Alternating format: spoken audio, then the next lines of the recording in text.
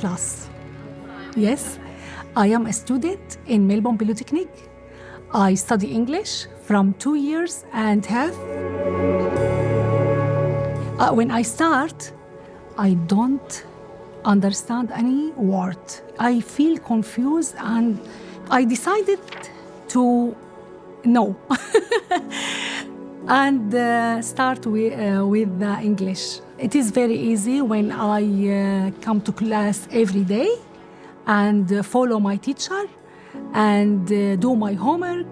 I am thankful for every teacher in Melbourne Polytechnic because all us very nice and honest and hardworking with all students. So tell me about why you came to Australia from Syria.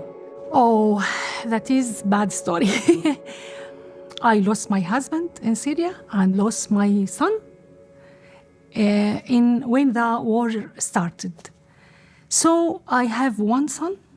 I decided to go and left everything. If I can help the other, I don't stop it. Someone noticed that because I do that from myself, because that is my nature. I usually do that in my life. You can do anything in any age. Now I am an outstanding student in EAL in Melbourne Polytechnic.